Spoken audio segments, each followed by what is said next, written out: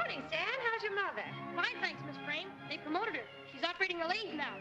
Hi, Stan. Amos coming today. That's swell, Pat. Ready? Aim, fire. Missed again. Well, we'll get it right tomorrow.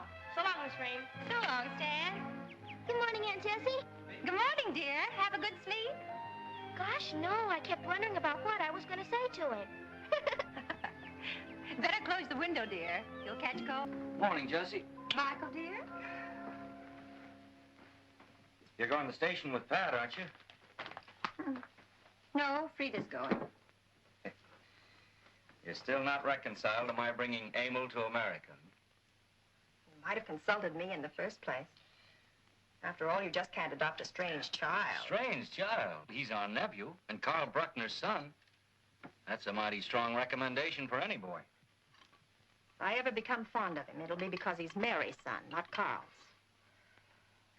I'll never forgive him for what happened to Mary. Oh, Jessie. Oh, I know Carl was a great man, but look what happened to him. Dying in prison, practically a criminal. For heaven's sake, Jessie, he died in a concentration camp. Well, he must have done something. He did plenty.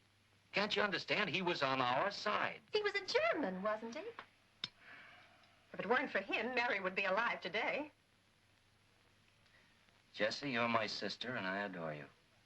But have you ever given 5 minutes thought to what's going on in the world? Breakfast ready yet? Look at you. Oh, I'll get it. When are you going to grow up and be a lady? We waited and waited at the station. He didn't get off the train. He was kidnapped. Oh, nonsense. Letting a child travel 1,200 miles alone. Emma, Miss Frame?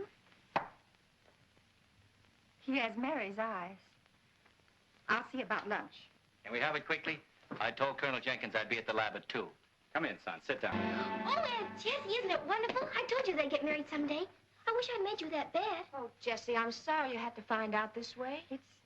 It's all right, my dear. I wish Mike had talked to you Why first. should he? It's none of my business if he wants to get married. Michael, I think we'd better sit down to lunch if you're in a hurry. But Emil's still changing his clothes. That's all right. We'll wait for him in the dining room. Frankly, I'm starved. Yes, we'd like to feel that we had your blessing. Of course. I hope you'll be very happy. After lunch, I'll show you where everything is, the sheets and towels and so on. Oh, but you are staying with us, Jessie. I certainly hope you are. Well, thank you, Leona. It just happens, such an odd coincidence. I got a letter yesterday from Mildred Lovell. She wants me to spend the summer with her in Mexico City. I wish you'd think it over, Jessie. I'm sure we could work things out. I'm asking you to stay too, Jess. But I also know you'll do exactly as you please. I do want to go. I'll have an awfully good time. I shall be part of the good neighbor policy. I don't get it. What do you mean? Mike, you'll never get anywhere that way. Of course not.